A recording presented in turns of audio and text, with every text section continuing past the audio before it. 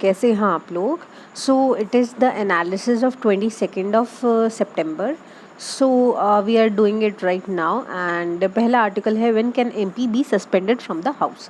ठीक है, तो अभी हमने कल ये आर्टिकल कवर किया था कि 8 एमपीज को बेसिकली राज्यसभा से सस्पेंड कर दिया गया था क्योंकि वो बेसिकली जो वाइस चेयरपर्सन थे उस टाइम पे वो बिल्कुल उनके ऊपर चढ़ गए थे, उनका माइक्रोफोन छीनने लग गए थे.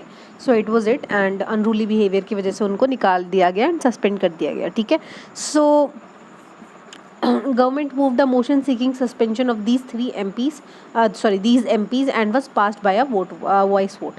तो बेसिकली होता क्या है कि जो सस्पेंड करने की पावर है एक मेंबर ऑफ पार्लियामेंट को, क्या वो राज्यसभा के पास होती है? तो नहीं, राज्यसभा जो चेयरमैन होता है उसके पास पावर करने की, सस्पेंड करने की पावर नहीं होती. अपने पॉलिटी के नोट्स में लिख लेना. पर जो हाउस है, जैसे कि राज्यसभा इन टोटल है, वो एज अ बेसिकली हाउस वो अडॉप्ट कर सकता है एक मोशन कि भाई हम इस मेंबर को सस्पेंड करना चाहते हैं क्योंकि उनका बिहेवियर बहुत अनरूली है. ठीक है, तो बात क्या बनी कि राज्यसभा के चेयरमैन के पास कोई इस तरीके की पावर नहीं होती.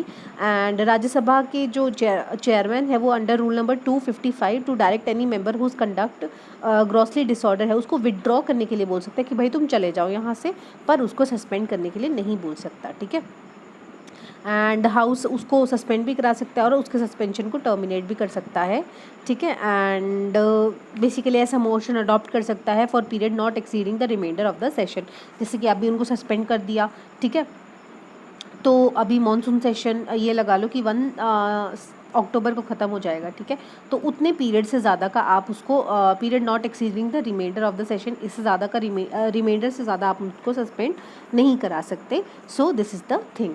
बैकग्राउंड क्या है? It is the role and duty of presiding officer, speaker of the Lok Sabha या चेयरमैन ऑफ राज्यसभा कि भाई हाउस को आप ढंग से मेंटेन करो. ठीक है, उसके फंक्शंस को स्मूथली चलाओ. तो बेसिकली आपको क्या है कि बैलेंस रखना है एंड आपको रन करना है हाउस को, नॉट लॉर्ड ओवर इट. ठीक है, सो इसीलिए माना कि प्रिसाइडिंग ऑफिसर की सुप्रीम अथॉरिटी होती है, बट अनरूली बिहेवियर को थोड़ा कंट्रोल करके रखना चाहिए. And basically it was a good decision कि उनको सस्पेंड कर दिया गया because it was obviously violative, because वो रूल बुक तक फाड़ने को आ गए थे ऑफ द राज्यसभा.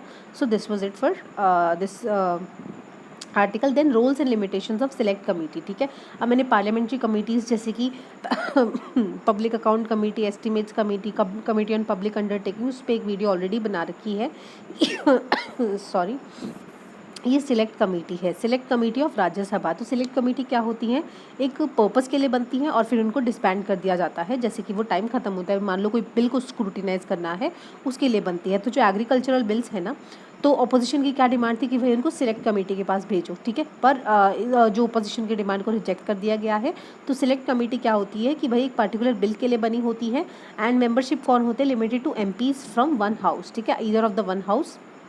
तो एमपीज़ के मेंबर्स होते हैं, तो ये चेयर भी एमपीज़ होते हैं from ruling party. So this is important. तो रूलिंग पार्टी के होते हैं, सो बेसिकली फेवर इन्हीं की उसमें जाता है एंड फिर रिपोर्ट के बाद उनको डिसबैंड कर दिया जाता है. They are not of permanent nature.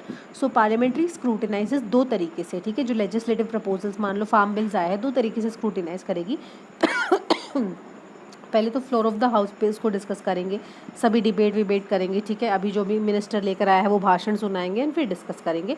फिर क्या होता है, उसको पार्लियामेंट्री कमेटी को दे दिया जाता है. ठीक है, क्योंकि पार्लियामेंट वैसे भी बहुत कम टाइम के लिए मिलती है, 70-80 डेज इन अ ईयर. पहले 160 दिन मिला करती थी 1950s में, अब 80 दिन से मिल रही है. So it has reduced to 50%. Referring of bill to parliamentary committees is not mandatory, but usually this is one of the provision. So there's a committee examines a bill. So bill are not automatically, आप ऐसे नहीं committees को send कर दोगे for examination. 3 तरीके से होते हैं जैसे आप सेंड कर सकते हो. When minister plotting the bill recommends to the house कि बिल को एग्जामिन करवाना पड़ेगा एक सिलेक्ट कमेटी द्वारा या जॉइंट कमेटी द्वारा ऑफ द बोथ हाउसेस. ठीक है, सिलेक्ट कमेटी सिंगल हाउस की होती है, जॉइंट कमेटी दोनों हाउसेस की होती है. If minister makes no such motion, ये प्रिसाइडिंग ऑफिसर की डिस्क्रिशन है कि भाई बिल को भेजना चाहिए या नहीं भेजना चाहिए डिपार्टमेंटल रिलेटेड स्टैंडिंग कमिटीज़ के पास. So this can be one of the power of the presiding officer. Also bill pass by one house can be sent by the other house to its select committees. ठीक है, then is about what happens if the bill is referred to committee, ठीक है। तो bill undertakes a detail examination, ठीक है। तो committee undertake करती है डिटेल एग्जामिनेशन, जो भी एक्सपर्ट्स हैं उनकी राय, कमेंट, सजेशंस मांगती है। गवर्नमेंट ऑल्सो अपीयर टू इस कमेटी की भाई अपना पक्ष रखेगी कि मैंने ऐसा क्यों किया। ऑल द रिजल्ट फिर उसको रिपोर्ट बनाई जाती है, and report is of recommendatory nature, ठीक है। It is not binding, so it is just recommendatory. Time taken to submit the bill can only progress in parliament after committee, ठीक है। तो जब भी प्रोग्रेस होगा जब कमेटी अपनी रिपोर्ट सबमिट करेगी, ठीक है। So are suppose to submit in 3 months, but sometimes it can take longer. So in the current session 17 bills have been refer to committee, ठीक है, जो हमारी अभी 17वीं लोकसभा चल रही है। In 16th Lok Sabha 25% of the bill were refer to committees which were much slower than 71 and 60%। मतलब basically कि जो अभी कमिटीज़ को बिल दिए जा रहे हैं वो काफ़ी कम नंबर हो रहे हैं। So this you can coat कि भाई जो कमिटीज़ हैं उनकी रेलेवेंस कम होती जा रही है। So this stats you can basically quote है। There is about Basel 3 compliant mode. So basically Basel norms क्या होते हैं कि ये डिवाइस किए गए थे क्योंकि बैंक्स बहुत ज़्यादा एनपीएस इकट्ठा कर लेते थे, नॉन परफॉर्मिंग एसेट्स, ठीक है। 180 दिन के बाद 90 दिन के बाद जो भी आपकी अगर कोई डिफ़ॉल्ट कर जाता है पेमेंट को तो उसको एनपीए डिक्लेयर कर दिया जाता है। तो बासिल गाइडलाइंस क्या होती हैं कि आपको स्टैंडर्ड्स है बेसिकली जो ग्रुप ऑफ सेंट्रल बैंक्स जो BECIL committee on banking supervision है उन्होंने मिलकर बनाए थे। एक सेट ऑफ एग्रीमेंट्स है कि भाई इतना इतना उसको एक सेफर साइड में अपना कैपिटल रखना पड़ेगा ताकि वो रिस्क को एंड शॉक्स को एब्जॉर्ब कर सके, जो बैंकिंग सिस्टम है हमारा, एंड उसे ही बासिल कोड बोला गया है, अकॉर्ड, ठीक है। तो बासिल कहाँ की सिटी है? स्विट्जरलैंड की। हेडक्वार्टर्स कहाँ है? And also the headquarters of bureau of international settlements. तो बीआईएस का भी हेडक्वार्टर स्विट्जरलैंड में है एंड बासेल वहाँ पे स्विट्जरलैंड में एक सिटी है। सो पर्पस क्या है इसका? To ensure that financial institutions के पास इनफ कैपिटल हो ताकि वो अपनी ऑब्लिगेशंस मीट कर सके एंड अनएक्सपेक्टेड लॉस को एब्जॉर्ब कर सके। सो बासिल 1 कब आए थे जो ये नॉर्म्स है? 1988 में। तो इन्होंने entirely on credit risk and defined capital and structure of risk waited for banks. कितने आपको रिस्क वेटेड मतलब जो अच्छी जो आपको डाउटफुल हैं कि भाई ये मतलब डिफ़ॉल्ट कर जाएंगे उसके लिए आए थे। And minimum capital requirement was fixed 8% of the risk weighted assets, ठीक है। रिस्क वेटेड एसेट्स का आपको 8% मिनिमम कैपिटल आपको अपने रिजर्व्स में रखना पड़ेगा, ठीक है। इंडिया ने अडॉप्ट किया था 1999 में। सो बासिल 2 कब आए थे? 2004 में। 3 पैरामीटर्स थे। Bank should remain capital adequacy requirements, ठीक है। अब capital adequacy requirements is directly link with जो रिस्क वेटेड एसेट्स होते हैं। तो इसका बेसिकली फॉर्मूला होता है, ठीक है। तो कैपिटल एडिक्वेसी रेशियो का फॉर्मूला होता है Tier 1 Tier 2 कैपिटल से लिंक करके। तो वो आप मुझे कमेंट सेक्शन में बताएंगे, हमने क्योंकि ऑलरेडी कवर कर चुका है इसीलिए मैं पूछ रही हूँ आपसे।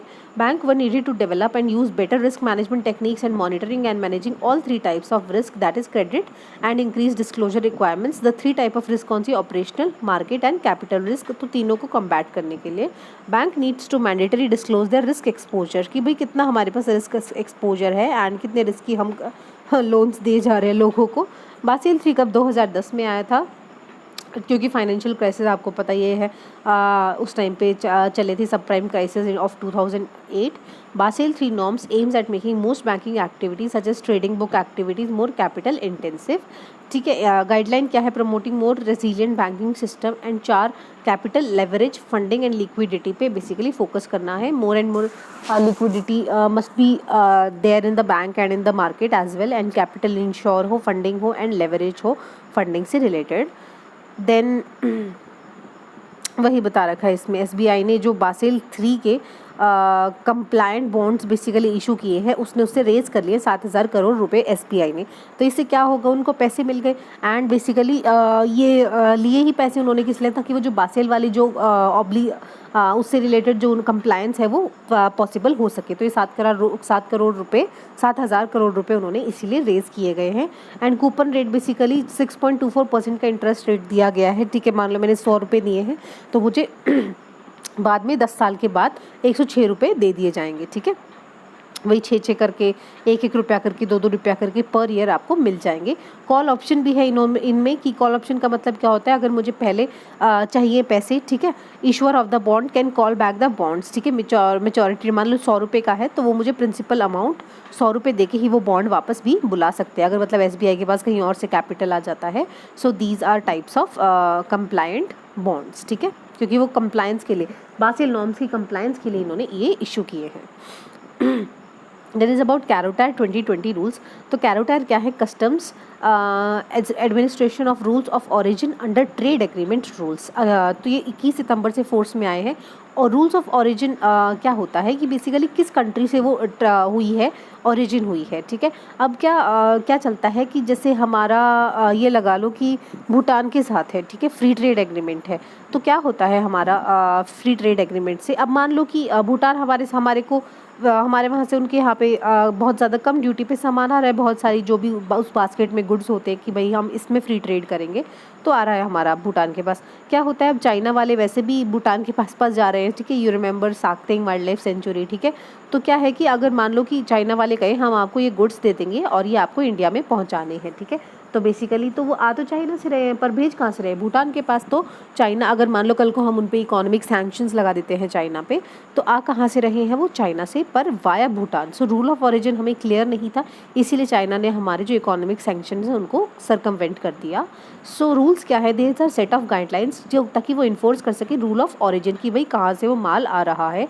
दे supplement the existing operational certificate procedure, ठीक है। अभी एग्जिस्टिंग भी है हमारे अंदर जो भी डिफरेंट ट्रेड एग्रीमेंट्स होते हैं, FTA, ठीक है, free trade agreement, preferential trade agreement, caeca, cepa, तो इनसे रिलेटेड भी मतलब एग्जिस्टिंग है, पर ये उसको सप्लीमेंट करने के लिए एक ऐड ऑन है, ठीक है। 21 अगस्त को डिपार्टमेंट ऑफ रेवेन्यू ने नोटिफाई किया था।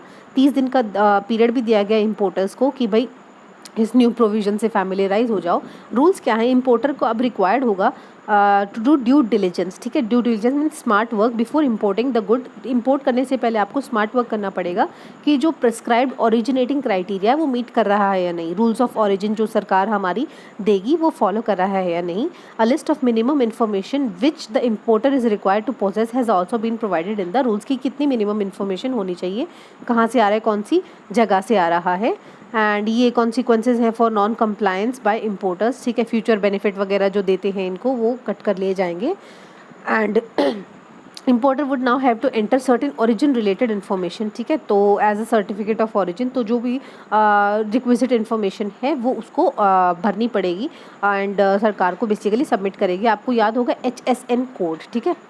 HSN कोड ये किसके लिए आया था? ये बेसिकली कि रूल्स ऑफ ओरिजिन के लिए ही है कि भाई हर एक कंट्री को दे दिया जाता है या फिर हर एक प्रोडक्ट को दे दिया जाता है, तो ये पता चल जाता है, उसमें एक कंट्री कोड भी होता है, तो पता चल जाता है ये कहाँ से आया। एंड हमने खादी के लिए रिसेंटली HSN कोड के बारे में हमने डिस्कशन किया था, ठीक है। Harmonize system of nomenclature I think इसकी फुल फॉर्म है।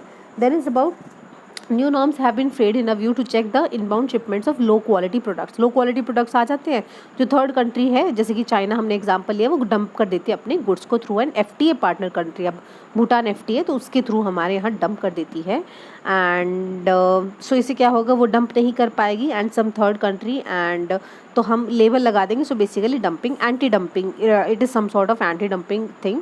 एंड सिग्निफिकेंस क्या है? Support imported to correctly ascertain कि भाई rule of country of origin कहाँ है उसका, एंड कंसेशनल ड्यूटीज़ भी उसको क्लेम कर सकता है अगर वो अच्छे से काम करे। एंड कस्टम्स वगैरह अथॉरिटीज़ का स्मूथ क्लियरेंस हो जाएगा, वरना बहुत ज़्यादा कस्टम्स क्लियरेंस में काफ़ी ज़्यादा दिक्कत आती है, ठीक है। देन फेलूडा टेस्ट देख लेते हैं। Feluda test for COVID-19 approved by India. तो फेलूडा टेस्ट क्या है? ये FNCAS9 editor linked uniform detection ऐसे है, ठीक है, इसलिए फेलूडा बोला गया है, FELUDA, ठीक है।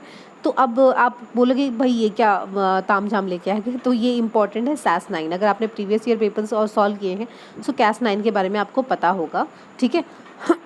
CAS9 बेसिकली क्या होता है? क्रिस्पर जीन एडिटिंग टेक्नोलॉजी है, ठीक है। तो ये जीन एडिटिंग टेक्नोलॉजी है, मतलब एक जीन में कुछ ही इंसर्ट भी कर सकती है और कुछ वहाँ से निकाल भी सकती है। So it is an low cost paper test strip based test की भाई जैसे प्रेगनेंसी टेस्ट होता है, यूरिन के आपको ड्रॉप्स डालने हैं एंड वो बता देगा यू आर प्रेग्नेंट और नॉट, उसी तरीके से है इसमें ब्लड डालना है एंड वो बता देगा लेस देन 30 मिनट्स कि आप कोविड से इन्फेक्टेड हो या नहीं हो, ठीक है। अभी जो हमारा ड्रग कंट्रोलर जनरल है उन्होंने अप्रूव कर दिया गया है। सो आप ड्रग कंट्रोलर जनरल के बारे में आप मुझे कमेंट सेक्शन में बताएंगे किसने बनाया है, CSIR एंड टाटा ग्रुप्स, ठीक है। It uses indigenously developed CRISPR gene editing technology. तो जीन एडिटिंग टेक्नोलॉजी यूज़ करता है ताकि वो जो टारगेट जेनेटिक मटीरियल है SARS-CoV-2 वायरस का दैट कॉजेज COVID-19 उसको देख पाए, ठीक है। सो क्या है कि अब मैं आपको इसकी डिटेल में बताऊंगी तो आप काफ़ी कंफ्यूज हो जाएंगे। बेसिकली क्या है कि कोविड-19 है वो स्पाइक्स से क्या होता है वो आइडेंटिफाई होता है, ठीक है। हमने जो कोरोना ये उसकी स्पाइक्स है, इससे वो आइडेंटिफाई होता है। तो ये Cas9 जीन एडिटिंग टेक्नोलॉजी क्या होती है कि उसमें ये मतलब उसी के लिए बनी होती है कि उसको इस तरीके की स्पाइक्स को रिकॉग्नाइज करना है, ठीक है। तो ये स्पाइक्स को रिकॉग्नाइज करके वहाँ पे एक जीन इंसर्ट कर देती है, ठीक है। जीन इंसर्ट कर देगी और वो थोड़ा उस तरीके की फ्लोरोसेंट नेचर की होगी। तो जैसे ही जीन उसमें एडिट होगी, ठीक है, जीन एडिट कर दी उसने एंड वो फ्लोरोसेंट नेचर की होगी, तो फ्लोरोसेंट है तो वो जो प्रेगनेंसी स्ट्रिप है उसमें वो पॉजिटिव दिखाएगी, तो आपको पता चल जाएगा इसको कोरोना वायरस से इन्फेक्शन हो चुका है या नहीं, ठीक है। सो इट इज़ बेसिकली मोर जो हमारा रैपिड एंटीबॉडी टेस्ट है उसमें हम एंटीबॉडीज़ देखते हैं, पर वो बहुत बार गलत प्रूफ हो जाता है and this gene editing thing is a very reliable thing, ठीक है। तो हम इसके बारे में थोड़ा असर्टेन हो सकते हैं। तो CSIR में test matches accuracy level of RT-PCR, तो RT-PCR के लेवल की एक्यूरेसी है इसमें एंड टाइम भी कम है और लेस एक्सपेंसिव तो है ही है, ठीक है। So special adapted SAS9 protein को बेसिकली डिप्लॉय करके ये पहली ऐसी डायग्नोस्टिक टेस्ट किट है। तो क्रिस्पर क्या होता है, clustered regularly interspaced short palindromic repeats, ठीक है। तो क्रिस्पर टेक्नोलॉजी का यूज़ किया है, मतलब कि शॉर्ट पैलेंड्रोमिक रिपीट्स उसमें इंसर्ट कर दिए गए हैं। मतलब इस जीन में क्या होता है, पैलेंड्रोमिक सीक्वेंस होते हैं, ठीक है। तो पैलेंड्रोमिक मतलब ये जो नाइट्रोजिनस बेसिस हैं इनकी जो फॉर्मेशन होती है, ठीक। पैलेंड्रोमिक मतलब ATTGC होते हैं। तो इसी तरीके से ये वापस ATT समथिंग लाइक दैट ऐसे होते हैं। पैलेंड्रोमिक में आपको वैसे बताऊं तो ये मलयालम हो गया ना, मलयालम, ठीक है। आप मलयालम देखोगे ना, इसको सीधा पढ़ोगे तो भी मलयालम है, उल्टा पढ़ोगे तो भी मलयालम है। So this is a palindromic sequence. आगे से पढ़ो पीछे से पढ़ो, it is the same thing.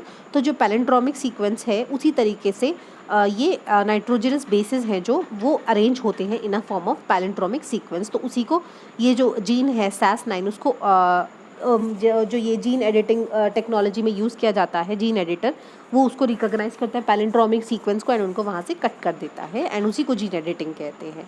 So CRISPR क्या है, ये जीन एडिटिंग टेक्नोलॉजी है एंड जीन डिफेक्ट्स वगैरह में हम इसका काम ले सकते हैं। कहीं पे म्यूटेशन हो जाती है, एक जीन ऑल्टर हो जाता है, सिकल सेल एनीमिया, ठीक है, इस तरीके की चीज़ों में, तो वहाँ पे हम इसका यूज़ काफ़ी बेहतर तरीके से कर सकते हैं। तो ये डिटेक्ट करेगा specific sequence of DNA with in gene and uses enzyme, ताकि वो मॉलिक्यूलर सीजर्स की तरह काम कर सके, ठीक है। मतलब कि वहाँ पे उसको कट कर सके एंड दूसरा किसी को इंसर्ट करना है तो वो इंसर्ट कर सके एंड DNA सीक्वेंस वगैरह को फाइंड करना ईजी रहता है एंड जीन फंक्शन को मॉडिफाई करना, क्योंकि जीन का स्ट्रक्चर ही बदल दिया, ठीक है, नाइट्रोजनस बेस ही बदल दिया तो फंक्शन भी बदल जाएगा, ठीक है। Then is about NHAI plans to monetize its highways through InvITs. तो इन्वेट क्या है, इंफ्रास्ट्रक्चर इन्वेस्टमेंट फंड्स, ठीक है। तो इन्वेस्टमेंट ट्रस्ट, तो ये क्या होता है कि म्यूचुअल फंड्स की तरह होते हैं, पर ये क्या होता है कि जो इंफ्रास्ट्रक्चर प्रोजेक्ट्स हैं उनमें ट्रेडिंग होती है बेसिकली फंड्स की, ठीक है, कि भाई इंफ्रास्ट्रक्चर में कौन कितना वो करना चाहता है, मतलब म्यूचुअल बॉन्ड्स की तरह, कि कौन सी म्यूचुअल फंड्स में क्या होता है, कौन कंपनी कितना बेहतर काम कर रही है उसके शेयर्स में कर लिया एंड फिर वो म्यूचुअल फंड्स द्वारा इस तरीके से मॉनिटर होते हैं। तो इन्वेट भी उसी तरीके से है, पर ये they are link to infrastructure projects, कौन सा इंफ्रास्ट्रक्चर प्रोजेक्ट कितना बेहतर काम कर रहा है उस चीज़ से रिलेटेड है, ठीक है। सो ये इन्वेट इशू लेकर आने वाली है, मतलब नए लाने वाली है, फंड लाने वाली है and they are institution similar to mutual funds, ठीक है, pool of investment from various category of investors and invest करेंगे उनको तो जो भी रेवेन्यू जनरेटिंग इंफ्रास्ट्रक्चर प्रोजेक्ट है। तो पहले पैसे इकट्ठे करेंगे लोगों से म्यूचुअल फंड की तरह, जैसे म्यूचुअल फंड में पैसे इकट्ठे करेंगे, फिर जो अच्छा काम कर रहे हैं, जैसे कोई रेलवेज़ का प्रोजेक्ट है, ठीक है, हमने कल हरियाणा का एक प्रोजेक्ट के बारे में पढ़ा था, ठीक है, जो कॉरिडोर बन रहा है, उस तरीके से अगर कोई प्रोजेक्ट चल रहा है, अच्छा इंफ्रास्ट्रक्चर प्रोजेक्ट चल रहा है, तो वहाँ पे जो एक थर्ड पर्सन है वो उसको बेसिकली इन्वेस्ट कर देगा, तो क्या होगा, दोनों का फ़ायदा होगा। वो थोड़ा थोड़ा कुछ 4% 5% उसको रिटर्न मिलता रहेगा जिस बंदे ने पैसा इन्वेस्ट किया है, और जहाँ इन्वेस्ट हुआ है उसको फंड मिलता रहेगा अपने आगे के काम के लिए, ठीक है। सो दे आर रेगुलेटेड, अब रेगुलेटर भी होना चाहिए कोई, so they are regulated by SEBI regulations and Indian trust acts, ठीक है। इन्वेट्स क्या होते हैं, they have trustee, sponsor, investment manager and project manager, जो ये सब ओवरसी करते हैं। ट्रस्टी क्या होता है, responsibility of inspecting the performance of InvIT, ठीक है, जो ये इन्वेट ट्रस्ट है, ठीक है, ये कैसे काम कर रहा है उसकी परफॉर्मेंस को मॉनिटर करेगा। Sponsors are promoters of company that set up the InvIT, ठीक है, जो इन्वेट बनाएंगे, ठीक है, ये मतलब पैसे की लेन देन करेंगे, उस कंपनी को स्पॉन्सर करेगा, प्रमोट करेगा, ठीक है, जैसे कि कोई टाटा टूटा ने कर दी, तो इस तरीके से। So investment manager is interested with task of supervising the assets and investments, ठीक है। सुपरवाइज करेगा इन्वेस्टमेंट मैनेजर, जबकि प्रोजेक्ट मैनेजर उसको एग्जीक्यूट करेगा, फंड्स का लेन देन करेगा। तो इन्वेस्टर को क्या बेनिफिट होगा, जो इन्वेस्ट कर रहा है, मैंने बताया कि small portion of units are being sold by fund depending upon their risk appetites, ठीक है। तो स्मॉल फंड्स दे रहा है वो, तो सो इससे क्या है, उसको थोड़ा थोड़ा रिटर्न आ जाता है, एंड कुछ कहीं कहीं पे टैक्स बेनिफिट्स भी हो जाते हैं, ठीक है। जो डिविडेंड इनकम है and no capital gains tax मिलता है इसमें, ठीक है। सो उनको काफ़ी ज़्यादा इस तरीके से बेनिफिट भी होता है। सो इन्वेस्टर्स को ये फ़ायदा होता है। NHAI को क्या मदद मिलेगी, तो जो है कि this will enable to monetize its completed national highways, ठीक है। उनको मोनेटाइज कर सकेंगे जो जिस तरीके से वो काम करें, क्योंकि टोल इकट्ठा होता है तो वो मतलब बेहतर काम कर रहे हैं, ठीक है। एंड रेस फंड कर सकेंगे ताकि रोड ज़्यादा से ज़्यादा रोड डेवलप कर सके इन द कंट्री, ठीक है। Then is about official secrets act. Delhi में एक जर्नलिस्ट है, उनको अरेस्ट कर लिया गया इसके तहत कि भाई वो हमारी जो ट्रूप्स की इन्फॉर्मेशन है वो चाइना तक पहुंचा रहे हैं। ऑफिशियल सीक्रेट एक्ट्स कब आया था, 1899 से 1905 में लॉर्ड कर्जन के टाइम पे, एंड ताकि जो नेशनलिस्ट पब्लिकेशंस हैं उनकी वॉइस को मजल करने के लिए, मतलब रोकने के लिए। ऑफिशियल सीक्रेट्स एक्ट तो नाम से ही समझ में आ रहा है, जो ऑफिस की सीक्रेट बातें बाहर नहीं जानी चाहिए। एम्बिट क्या है इसका कि भाई स्पाइंग, एस्पियोनेज सॉरी कवर्ड, ठीक है। तो आपको स्पाइंग नहीं करनी चाहिए, छुप छुप के कर्जन की बातें सुन ली, ये सब नहीं करना चाहिए, या फिर आप डिस्क्लोज कर रहे हो जो सीक्रेट इन्फॉर्मेशन है गवर्नमेंट की किसी और को। सो एक्ट डज नॉट से व्हाट इज सीक्रेट डॉक्यूमेंट। सो जब जहाँ पे डिफाइन ही नहीं हुआ तो वहाँ पे तो it lies basically on the whims and fancies of other person कि वो क्या सीक्रेट उसको इंटरप्रेट करेगा। So it is the government's discretion कि वो क्या सोचते हैं कि वो जो सीक्रेट डॉक्यूमेंट्स के एम्बिट में आता है, ठीक है। सो बेसिकली ये लॉ है direct in the conflict with the right to information, कि भाई सरकार जो भी काम कर रही है वो इन्फॉर्मेशन तो होनी चाहिए ना, है ना। तो ये राइट टू इन्फॉर्मेशन की जस्ट मतलब वो लॉक्स ऑन कर लेती है राइट टू इन्फॉर्मेशन के साथ, ठीक है। If there is any inconsistency with official secret act it will be superseded by RTI act, ठीक है। So this is important regarding furnishing of, मतलब आप ये नहीं हर चीज़ ये बोल दो कि नहीं ये ऑफिशियल सीक्रेट एक्ट है। अब कोई मान लो इंडियन ट्रूप्स की मान लो ये इन्फॉर्मेशन मांग लेता, सरकार ने मना कर दिया, ठीक है, तो वो बोलेगा नहीं ऑफिशियल सीक्रेट्स एक्ट के अंदर है, हम आपको नहीं बता सकते, this is related to security. But no, अगर RTI act can supersede is, तो दिस इज़ इंपॉर्टेंट। बट ये है कि government can still refuse because obviously government has an upper hand in such things. Then is about fact for prelims, Bonda tribes and Didayi tribe. तो बोंडा आपको पता ही है, मैंने बहुत बार कवर कराया, उड़ीसा की एक PVT चीज़ है, ठीक है। So there are 62 tribal groups and 13 PVTGs हैं जो उड़ीसा में हाईएस्ट इन द कंट्री है, एंड ये भी कोविड से ग्रस्त हो गए हैं। ब्रूसेलोसिस क्या है, बैक्टीरियल डिसीज़ है जो कैटल, स्वाइन, पिग्स वगैरह, गोट, शीप्स को अफेक्ट करती है। ह्यूमन को हो सकता है अगर वो डायरेक्ट कांटेक्ट में आ जाए इन्फेक्टेड एनिमल के, या फिर कंटामिनेटेड एनिमल प्रोडक्ट्स, मतलब दूध वगैरह आप ले रहे हो, और बाय इनहेलिंग एयरबॉर्न, तो इनहेलेशन से भी हो जाता है, ठीक है। जैसे कि अनपैस्चराइज्ड, बिना उबाली मिल्क खा ली, चीज़ खा ली फ्रॉम द इन्फेक्टेड गोट और शिप, ठीक है। सो अभी चाइना में बोल रहे थे कि ब्रूसेलोसिस का आउटब्रेक हो गया है, ठीक है, मोर देन 3000 पीपल, पर इतनी ज़्यादा फेटैलिटीज़ नहीं है। तो आप ये देख सकते हो कि हम इनके सिर्फ एयरबोर्न एजेंट्स की इनहेलेशन से भी हो सकते हैं, ठीक है। तो कुत्ते आप देखते हो छींक मारते रहते हैं ना, तो अगर आप पास में हो एंड छींक मार दिया तो आपको भी ब्रूसेलोसिस हो सकता है, ठीक है। एंड इससे फिर वही लंग्स वगैरह वाली वही दिक्कत होती है, फ्लू लाइक कंडीशंस। मास पायलट व्हेल स्ट्रैंडिंग इन तस्मानिया। सो तस्मानिया की लोकेशन पहले देख लो आप, ये इंपॉर्टेंट है। दिस इज़ तस्मानिया, ऑस्ट्रेलिया के साउथ में, ठीक है, साउथ में कह लो या साउथ ईस्ट में कह लो। So it is whale stranding are not common, ठीक है, वहाँ पे खड़ी हैं भाई, तो whales stranding is not uncommon, यहाँ पे ऐसे यूजुअली हमें देखा ही जाता है, ठीक है। सो क्योंकि ये शैलो वाटर्स और बीचेस में पाई जाती हैं काफ़ी सारी Wales.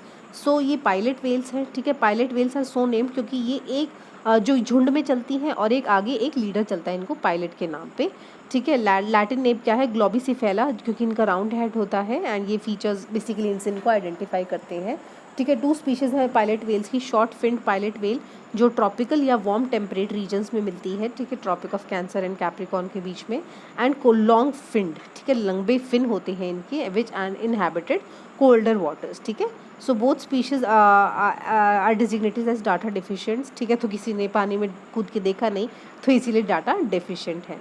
Then is about bacteria behind deaths of 330 Botswana elephants. तो बोस्वाना पहली बात कहाँ की कंट्री है, अफ्रीकन कंट्री है, ठीक है। वहाँ पे क्या है, साइनोबैक्टीरिया, एक तरीके का बैक्टीरिया है जिसकी टॉक्सिन की वजह से काफ़ी सारे 300 के लगभग एलिफेंट्स की डेथ हो गई। And third of the Africa's declining, मतलब एलिफेंट पॉपुलेशन में अफ्रीका में काफ़ी एलिफेंट्स पाए जाते हैं, जबकि उनमें से third of Africa's declining population को कंट्रीब्यूट करता है।